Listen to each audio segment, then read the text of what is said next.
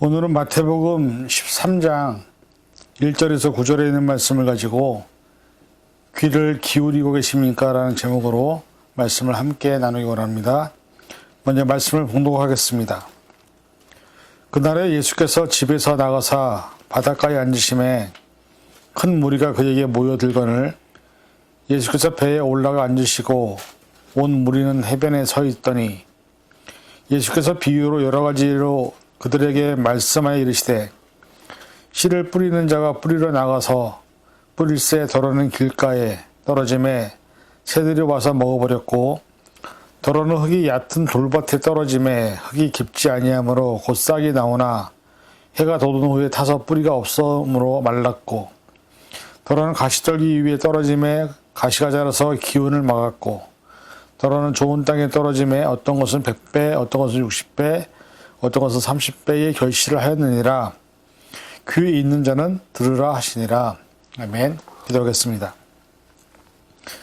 사순절을 맞이하면서 사순절 두 번째 주일을 맞이합니다. 이 시간 말씀을 통해서 귀에 있는 자가 어떤 말씀을 들어야 되는지, 우리는 정녕 귀를 기울이고 있는지 돌아보는 시간 되게 도와주시고 말씀을 통해서 내가 어떤 밭을 갖고 있는지를 돌아보는 시간 되게 하여 주시옵소서.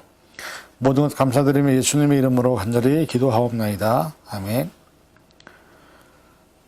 오늘은 사순절 두 번째 주일입니다. 여러분들은 일주일 동안 어떤 마음으로 예수님의 고난에 동참하셨나요? 사실 한국은 대통령 선거가 끝난 지 얼마 되지 않아서 많은 분주함으로 보내고 있습니다. 우크라이나에서는 여전히 러시아와 전쟁이 있었고 우크라이나 국민들이 힘을 합쳐서 싸우고 있는 상황이죠.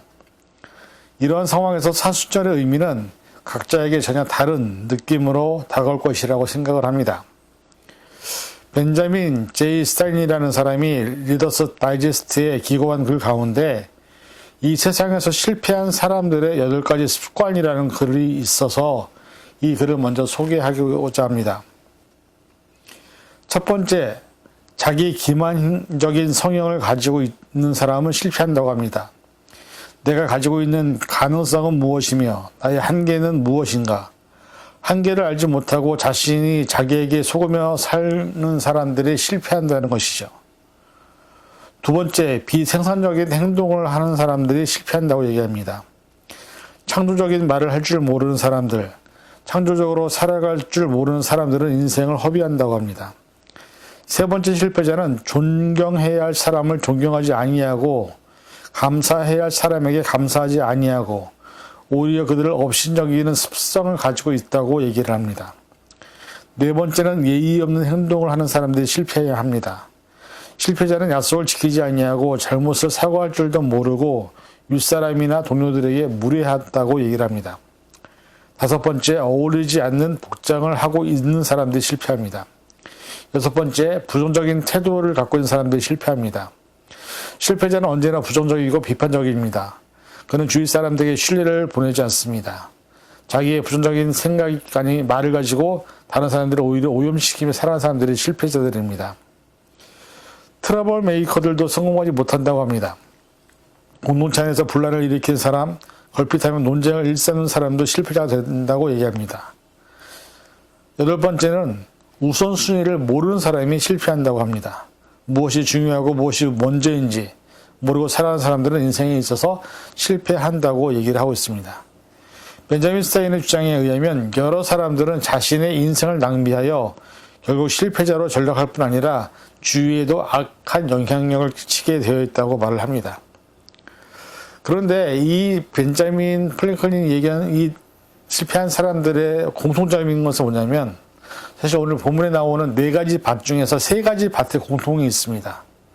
뭐냐면 3가지 밭은 열매를 맺지 못하고 뿌리를 내리지 못한다는 것이죠.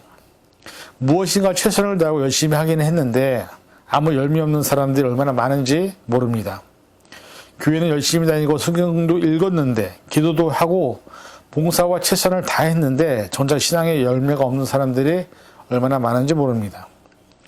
이번 코로나 팬데믹을 지나면서 사실 많은 교회가 문을 닫고 사람들이 교회를 떠난 이유 중 가장 큰 원인은 삶에 있어서 진정한 신앙의 열매가 없기 때문에 나타난 현상이 아닌가라고 생각이 됩니다. 세상은 날로 변화무쌍한 모습을 우리에게 다가옵니다. 사실 그 대표적인 예가 바로 이번에 코로나 바이러스일 것입니다. 이 세상 누구도 코로나 바이러스가 이렇게 전 세계를 팬데믹으로 몰고 갈지 몰랐을 것입니다. 수백만의 사람들이 죽었고 지금도 죽어가고 있습니다. 그런데 사실 우리는 모든 사람들이 코로나 바이러스보다 더 큰 이슈를 가지고 살아갑니다. 어떤 사람은 재정적인 어려움으로 그래서 자신이 그동안 지켜왔던 비즈니스를 닫는 사람들도 있고요. 누군가는 죽음의 문턱 앞에서 사투로 질병과 싸우고 있는 사람들이 있습니다. 우크라이나에서는 나라를 지키기 위해서 수많은 사람들이 목숨이 희생되고 있습니다. 누군가는 정신적인 문제로 인해서 어려움을 겪는 사람도 있고요. 또한 누군가는 여러 가지 개인적인 어려움으로 인해서 힘들고 어려운 시간을 보내는 사람들도 있습니다. 이런 삶의 이슈들이 우리 삶에서는 가장 크게 우리에게 다가오는 문제들입니다. 사실 본문에 보면 예수님이 많은 비유를 하시고 난 다음에 맨 마지막의 구절에 이렇게 말씀합니다. 귀 있는 자는 들을지어다. 사실 이 귀 있는 자가 들을지어다고 했을 때에 이 대상이 누구냐? 바로 지금 어렵고 힘든 상황에 놓인 모든 사람들에게 하시는 말씀입니다. 왜냐하면 복음만이 이 모든 상황 속에서 희망과 용기를 줄 수 있고 또 여러 가지 어려움 속에서 하나님과 함께 이길 수 있는 능력을 주기 때문입니다. 로마서 1장 17절 복음에는 하나님의 의가 나타나서 믿음으로 믿음에 이르게 하나니 기록된 바 의인은 믿음으로 말미암아 살리라 함과 같으니라. 우리가 의인으로 인정을 받고 의인이 믿음으로 산다는 의미는 하나님의 말씀에 귀를 기울이고 하나님의 뜻을 깨달아서 그 뜻대로 살아간다는 의미를 포함하고 있습니다. 근데 이런 삶을 살지 않고 자신의 의지와 뜻대로 세상적인 것을 추구하며 살기 때문에 우리가 하나님의 음성을 듣지 못하는 것입니다. 게다가 사람들은 눈에 보이는 사람이나 세상을 더 의지하기 때문에 우리가 하나님의 음성을 듣지 않는 것이 우리 현실입니다. 사순절을 맞이하면서 그렇다면 우리가 어떤 마음과 어떤 생각으로 예수님의 고난에 동참해야 될까? 그것은 바로 예수님의 말씀에 하나님의 말씀에 귀를 기울여야 한다는 것입니다. 그래서 오늘 이 시간 이 마태복음에 있는 본문의 말씀을 가지고 사순절의 의미를 다시 한번 생각해 보기를 원합니다. 첫째, 네 가지 밭 중에 첫 번째 밭은 길가와 같은 밭입니다. 사람들이 너무나 많이 밟고 다닌 길가라서 사실 단단하고 씨를 뿌려도 뿌리를 내리지 못하는 그런 사람들의 모습을 표현하고 있습니다. 이런 사람들은 다른 사람들의 말을 전혀 듣지 않습니다. 마음이 너무 굳었기 때문에 자기만이 옳다고 얘기하기 때문에 그래서 자기 주장이 강하고 자신만 생각하는 이 길의 사람들이 대부분 길가와 같은 사람들의 모습이라고 해도 성경이 과언이 아닐 것입니다. 성경에는 서기관과 바리새인들이 바로 이러한 존재들입니다. 여러 구절을 통해서 서기관과 바리새인들을 향해서 예수님은 그들을 비판하셨지만 그 중에 누가복음에 보면 이런 말씀이 있습니다. 누가복음 11장 52절에서 54절 화 있을진저 너희 율법 교사여 너희가 지식의 열쇠를 가져가서 너희도 들어가지 않고 또 들어가고자 하는 자도 막았느니라 하시니라. 거기서 나오실 때에 서기관과 바리새인들이 거세게 달려들어 여러 가지 일을 따져 묻고 그 입에서 나오는 말을 책잡고자 하여 노리고 있더라. 이 말씀에 보면 이 서기관과 바리새인들이 하는 일들은 뭐냐면 예수님에 대해서 어떻게든 트집을 잡는 겁니다. 예수님은 하나님의 말씀을 선포하는 씨를 뿌리는 사람이었습니다. 그런데 그들은 그걸 받을 생각이 없었습니다. 길가와 같은 마음밭이었기 때문에 모든 것을 비판하고 판단하고 정죄하고 그것을 걷어차버립니다. 하나님의 아들이라는 사실, 여러 가지 놀라운 능력과 권능, 그리고 자신들이 갖고 있는 어떤 것으로도 예수님을 이길 수 없다는 사실을 알면서도 그들의 시선에서는 예수님은 죽어야만 하는 존재였습니다. 그래서 명분이 필요했고 그들은 방금 읽은 말씀한 것처럼 여러 가지 일을 할 때마다 따져 묻고 예수님 입에서 나오는 모든 말들을 책잡고 노력했던 사람들이 바로 서기관과 바리새인들이었습니다. 오늘날에도 이러한 사람들이 얼마나 많은지 모릅니다. 특히 안티크리스천으로 불리는 사람들은 교회와 성도들의 삶을 통해 비판과 비난을 퍼붓기를 바쁩니다. 교회가 하는 모든 일, 그 안에서 일하는 모든 불미스러운 사건들을 가지고 얼마나 많은 비판과 조롱을 하고 있는지 모릅니다. 이런 사람들에게는 어떤 복음도 하나님도 얻을 수 없는 존재가 아닌가 싶습니다. 마음이 단단히 굳어져서 어떤 것도 뿌리내지 못하고 받아들이지 않는 불의의 사람들은 하나님께서 그들을 향해서 어떤 마음이 있을까? 그럼에도 불구하고 그들에게 복음이 전해지기를 바라고 있다는 사실입니다. 그런데 생각해보면 그런 사람들이 바로 우리가 아닐까요? 다른 사람들이 내가 얘기할 때 내 얘기를 들어주기를 바라지 다른 사람들 얘기를 듣기를 원하지 않습니다. 내 생각, 내 의견 그걸 먼저 내세우지 다른 사람들의 얘기를 들으려고 노력하지 않는 것이 우리의 모습입니다. 그래서 이런 삶의 패턴이 하나님과의 관계에서도 똑같습니다. 하나님의 말씀을 들으려고 노력하지 않습니다. 다만 내 의사, 내 의견, 내 생각만 하나님께 전달하기를 바라는 우리의 모습이 있습니다.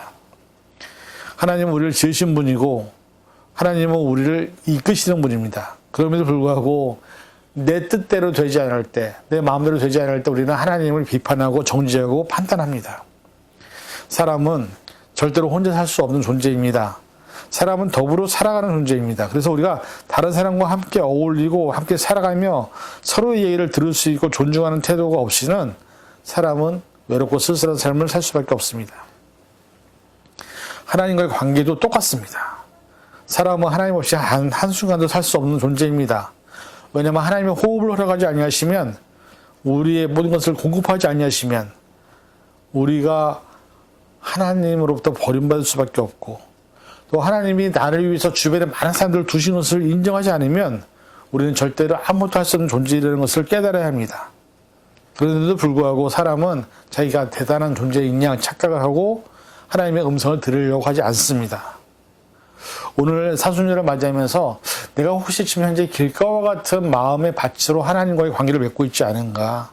말씀을 들리는데 말씀이 전달해 오는데 내가 그것을 길가와 같이 너무 굳어져서 하나님의 말씀을 받지 않고 뿌리도 못 내리게 하고 있는 것은 아닌가 우리가 생각해 보면서 사순절을 보낼 수 있기를 부탁을 드립니다. 둘째는 흙이 얕은 돌밭입니다. 흙이 있어서 약간 뿌리를 내리는 듯 하지만 밑에 돌 때문에 뿌리를 내리지 못하는 밭을 의미하죠. 이런 부류의 사람들은 대부분 하나님보다 세상을 더 사랑하거나 사람을 의지하거나 또 하나님의 말씀을 받는 것처럼 보이긴 하지만 결정적인 순간에 하나님과 상관없는 선택과 결정을 하는 사람들을 의미합니다. 그래서 감정적이고 충동적인 처음과 나중에 모습이 전혀 다르게 나타나는 사람들을 바로 흙이 얕은 돌밭과 같은 사람들의 모습이라고 말합니다. 이런 사람들의 가장 대표적인 인물이 아마 베드로가 아닌가 싶습니다. 베드로가 마태복음 14장 22절에서 33절까지 이렇게 나옵니다. 예수께서 즉시 제자들을 재촉하사 자기가 무리를 보내는 동안에 배를 타고 앞서 건너편으로 가게 하시고 무리를 보내신 후에 기도하러 따로 산에 올라가시니라.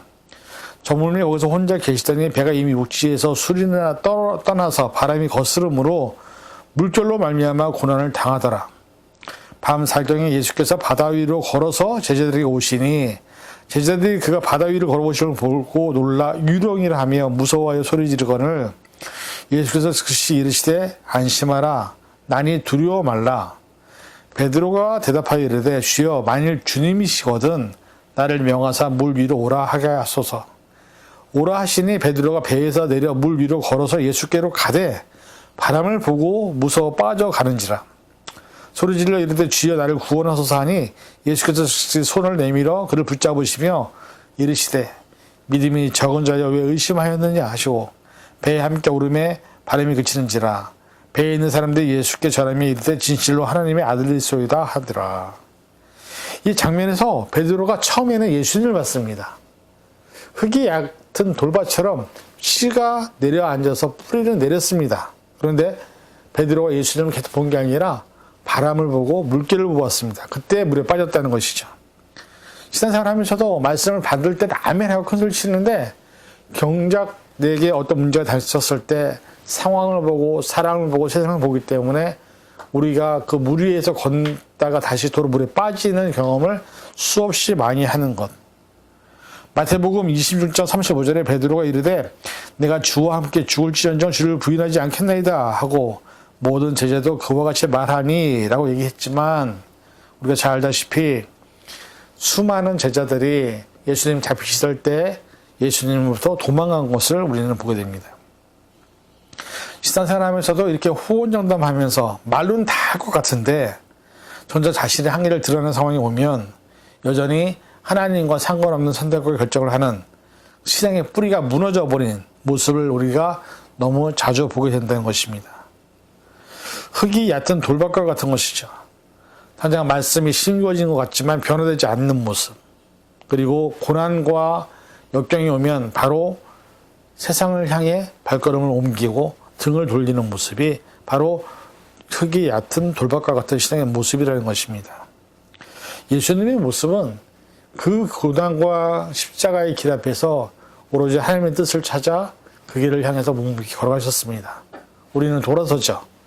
그래서 사실 우리가 사주절을 맞이하면서 정말 내가 지금 현재 혹시 흙이 얕은 돌밭과 같은 모습으로 사순절을 지내고 있지 않은지 돌아보면서 예수님이 내게 원하시는 것이 무엇인지를 귀를 기울이는 것이 중요하다는 것입니다. 세 번째 밭은 가시나무가 있는 밭입니다. 뿌리까지 내리기는데 성공하는데 문제는 자라다가 가시를 만나면 가시로 인해서 여러 가지 상황과 환경으로 인해서 흔들리고 하나님을 떠나는 사람들을 의미합니다. 이 가시떨기에 대해서 마태복음 18장 22절에 이렇게 말합니다. 가시떨기에 뿌리웠다는 것은 말씀을 들으나 세상의 염려와 재리의 유혹에 말씀이 막혀 결실치 못하는 자요. 그래서 세상의 염려, 재리의 유혹 이것에 대해서 누가복음 8장 14절에서는 이렇게 얘기합니다. 일락, 세상의 쾌락, 그리고 마가복음 4장 19절에서는 욕심이라고 이렇게 표현하고 있습니다. 그래서 공과복음서를 종합해보면 이 네 가지 가시가 나타나는데 세상의 염려, 재리, 유혹, 세상의 쾌락, 기타 욕심. 신앙생활을 잘 하다가도 이런 것들 때문에 넘어지는 사람들이 얼마나 많습니까? 사실은 이런 것이 우리에게 가장 큰 문제가 아니라 신앙생활을 하면서 가장 큰 방해꾼은 바로 내 자신입니다. 내가 죄인이고 내가 연약해서 사실은 죄성이 내 안에 있어서 결국 그런 모든 것들 때문에 하나님의 관계를 저버리고 하나님을 심지어 떠나는 사람들이 많다는 것이죠. 세상이 변해야 되는 것이 아니라 내가 변해야 되는 것입니다. 그래서 내가 새롭게 거듭나야 된다는 것이죠. 가시떨기 밭에서 자라다가 사라진 성경의 인물을 찾아보니 아마도 가룟 유다가 아닌가 싶습니다. 가룟 유다는 예루살렘 남단 도시 출신으로 교육을 받은 지식인으로 추측이 됩니다. 예수님의 공동체에서도 회개를 맡아볼 정도로 신임을 얻었던 사람이었죠. 3년이라는 시간 동안에 예수님과 같이 동행을 하면서 때로는 전도활동에 가담도 했었는데 예수님께서 자신을 만인의 죄의 종으로 십자가에 죽으러 오셨다는 말을 듣는 순간부터 결국 가룟 유다는 배신을 하게 됩니다. 실망을 하게 되고 결국 은 30에 예수님을 팔게 되죠. 근데 이런 모습이 우리가 안 그렇게 삽니까? 우리도 가룟 유다와 똑같습니다. 예수님이 죽을 때는 계속 예수님을 향해서 눈을 돌리고 예수님을 향해서 눈을 바라보고 예수님의 말씀을 듣긴 하는데 내 생각과 내 뜻대로 되지 않을 때는 우리는 여지없이 가룟 유다가 되는 것이 우리의 모습입니다. 결국 내 뜻대로 내 원대로 기도가 이루어지지 않으면 이스라엘 백성들의 출애굽을 해서 이렇게 놀라운 능력과 권능을 보았음에도 불구하고 그들은 하나님을 향해서 저주하고 원망하고 불평하고 심지어는 막 욕을 하는 그런 모습들을 보면서 그게 우리의 모습이 아닐까요? 오늘 우리가 사실 기도에 많은 제목들이 있는데 그 제목들이 어떻게 되기를 원하냐면 내가 원하는 방식대로 내가 원하는 때에 이루어지기를 바란다는 것이죠. 그렇게 안 됐을 때 우리도 똑같이 이스라엘 백성들처럼 하나님을 원망하고 또 불평하게 된다는 사실입니다. 그래서 사실 우리가 함부로 기도해도 안 되고 함부로 소원을 해도 안 되는 것이죠. 오늘 우리가 이 시간 귀를 기울일 것은 내가 혹시 지금 사순절을 같이 예수님의 고난에 묵상하고 동참하고 있는데 가시떨기 나무 같은 이런 밭과 같은 내가 상태여서 예수님 말씀이 계속 나에게 오고 있는데도 불구하고 그것을 듣지 않고 오히려 이런 상황과 환경 속에서 내 뜻대로 되지 않는다고 하나님과 멀어지는 것은 아닌지 우리 스스로가 돌아보아야 한다는 것입니다. 네 번째, 가장 좋은 밭이죠. 옥토와 같은 밭. 씨를 뿌리면 많은 열매를 가져오는 것. 그래서 여기서 보면 뭐 100배, 60배, 30배 이렇게 나오지만은 인물로 찾아보니까 아마 이런 사람이 바울이 아닐까. 바울은 처음부터 사실 옥토는 아니었습니다. 그러나 예수를 만난 후 그의 삶이 완전히 바뀌었고 복음을 전하기 위해서 수없이 많은 고난과 힘든 여정을 겪으면서도 끝까지 복음의 증인으로서 삶을 살았던 사람이었습니다. 바울로 말미암아 놀라운 부흥이 역사와 많은 교회가 세워지고 많은 제자들이 세워짐으로 인해서 이방인들과 땅끝까지 복음을 전하는 하나님의 충성된 도구가 된 것을 우리가 알고 있습니다.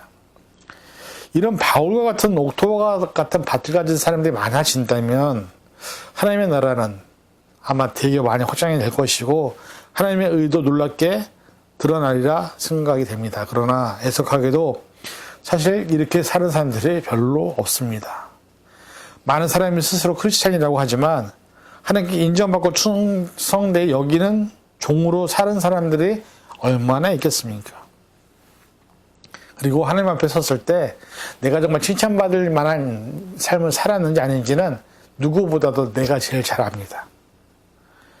마태복음 8장 5절에서 10절 예수께서 가버나움에 들어가시니 한 백부장이 나와 간구하 이르되 주여 내 하인이 중풍병으로 집에 누워 몹시 괴로워하나이다. 이르시되 내가 가서 고쳐주리라. 백부장이 대답하여 이르시되 주여 내 집에 들어오심을 나는 감당하지 못하겠사오니 다만 말씀으로만 하옵소서. 그러면 내 하인이 낫겠사옵나이다. 나도 남의 수하 있는 사람이며 내 아래도 군사가 있으니 이대로 가라 하면 가고 저대로 오라면 오고 내 종도를 이것을 하라면 하나이다. 예수께서 들으시고 놀랍게 여겨 다른 자들에게 이르시되 내가 진실로 너에게 이르노니 이스라엘 중 아무에게서도 이만한 믿음을 만나보지 못했노라. 이렇게 말씀하셨습니다. 백부장이 칭찬받는 사건인데 사실 이 말씀의 마지막에 이스라엘 중에서 이만한 믿음을 만나보지 못했다고 하신 이 말씀, 한 민족 중에서 또 믿는 무리 안에서 으뜸간의 믿음을 보셨다고 칭찬하십니다. 과연 나는 그렇게 칭찬받을 수 있을까? 내 믿음은 하나님께 칭찬받고 있는가? 하나님이 저와 여러분의 이름을 부르시면서 내가 너를 보니 한국인 중에서 이 미국에 사는 크리스찬 중에서 정말 이만한 믿음을 만나보지 못했다고 칭찬을 하실까? 그 대답은 아마 가장 본인이 잘 알 겁니다. 오늘 우리는 이런 칭찬을 들을 수 있는 존재로 세상에서 믿음을 드러내야 합니다. 그리고 하나님의 심판 앞에 선다는 것을 우리가 잊지 말아야 합니다. 성경은 심판 앞에 섰을 때 알곡과 축정이로 때론 염소와 양으로 심판하신다고 분명히 말씀하고 있습니다. 마태복음 12장 32절에서 37절 또 누구든지 말로 인자를 거역하면 사하심을 얻되 누구든지 말로 성령을 거역하면 이 세상과 오는 세상에서도 사함을 얻지 못하리라. 나무도 좋고 열매도 좋다 하든지 나무도 좋지 않고 열매도 좋지 않다 하든지 하라. 그 열매로 나무를 아느니라. 독사의 자식들아 너희는 악하니 어떻게 선한 말을 할 수 있느냐. 이는 마음에 가득한 것을 입으로 말함이라. 선한 사람은 그 쌓은 선에서 선한 것을 내고 악한 사람은 그 쌓은 것에서 악한 것을 내느니라. 내가 너희에게 이르노니 사람이 무슨 무익한 말을 하든지 심판날에 이에 대하여 신문을 받으리니 내 말로 의롭다함을 받고 내 말로 정죄함을 받으리라. 여러분 이 말씀 보면 우리가 언제든지 결국에는 심판 앞에 서게 된다는 것이죠. 그리고 내가 살아온 시간을 통해서 그 열매로 나무를 안다고 하시는 이 말씀이 내가 살아온 시간을 통해서 우리의 삶의 열매가 결국 심판 앞에 서게 된다는 것을 말씀하고 있습니다. 디모데후서 4장 7절 8절 사실 이것은 바울의 고백인데 저는 개인적으로 바라기는 이 고백이 저와 여러분의 고백이 되기를 원합니다. 나는 선한 싸움을 싸우고 나의 달려갈 길을 마치고 믿음을 지켰으니 이제 후로는 나를 위하여 의의 멸관이 예비되었으므로 곧 주 의로우신 재판장이 그날에 내게 주실 것이며 내게만 아니라 주의 나타나심을 사모하는 모든 자에게니라. 이 고백이 우리 고백이 된다면 얼마나 좋겠습니까? 아마 이런 고백을 한다면 내가 옥토와 같은 삶을 살았다는 것을 증명하는 것일 것입니다. 결론을 맺습니다. 이 네 가지 밭의 결론은 이미 우리가 다 알고 있는 결과입니다. 중요한 것은 네 가지 밭 중에서 하나님께 인정받은 밭은 오로지 옥토와 같은 밭의 삶을 살아갈 때에 하나님을 통해서, 우리를 통해서 하나님의 영광을 받으시고, 또 사실은 우리가 이렇게 사는 것이 사순절을 의미 있게 보내는 것이 아닌가 생각을 합니다. 예수님께서는 그 모든 고난과 아픔과 어려움을 아시면서도 그 길을 마다하지 않으셨습니다.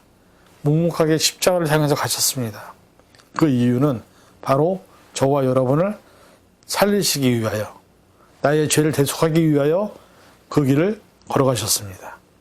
또한 그 길이 하나님께서 원하시고 바라시는 길임을 알고 계셨기 때문에, 근데 이러한 삶이 우리에게도 있어야 된다는 것이죠.